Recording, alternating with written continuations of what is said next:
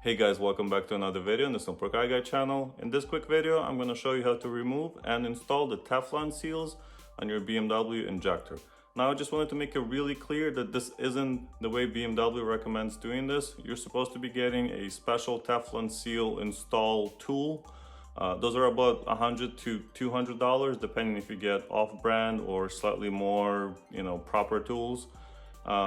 I didn't really want to spend that much on just a seal tool installer, but I also didn't want to wait, 3 to 4 weeks for me to get one. My state is still currently on lockdown, so it's kind of difficult getting things in and out. Now, what I did was a little bit different. I bought a brass tube pipe, basically, and then I used a screwdriver to extend the entrance of that pipe so I could get the injector tip as well as the seal into it without any damage or any sharp edges. The tube itself is actually the diameter of the pipe itself was just thick enough or just wide enough for the injector tip to go in without the seal. So that concave shape will actually kind of compress the seal into the pipe and get it to the right size for it to go into the engine.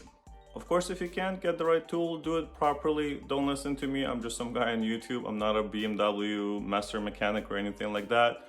But this method worked for me. So if you want to give it a try, do it at your own risk. Here's the video. If you like it, subscribe to the channel, leave a comment down below, give this video a like, and I'll see you in the next one. To remove the seal on your old injector, all you have to do is cut through the seal. You're going to be using a very sharp box cutter and be very, very careful not to cut into the actual injector. The new seal has to be stretched in order to fit over the injector tip. So what I'm using is a simple pen tip. I just unscrew it from a regular pen, and then using the pen barrel from that same pen, I'm going to push it to expand it and then eventually put it over the injector tip. It should slide in onto the tip. It's not going to be very easy, but it works. Clearly, the seal has been expanded during this process, so in order for it to work properly, we have to compress it back to its original tight-fitting size on the injector. For this purpose, I'm using this brass pipe that I have widened on both sides. One side is a little bit wider than the other side. So this is the wider side that I'm using now. I'm going to insert it slowly until the seal basically compresses as you're pushing it in to the correct size.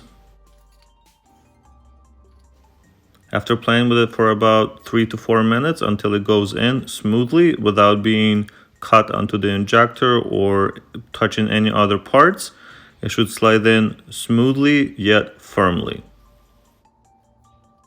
Once you're at a point where you can comfortably move the injector in and out of the pipe with the seal on, your seal is almost at the correct dimensions.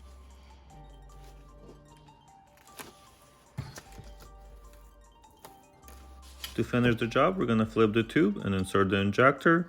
This side of the tube wasn't expanded nearly as much, so it's even a tighter fit. At this point, you're just going to put it to the side and leave it alone for about 2 to 3 minutes.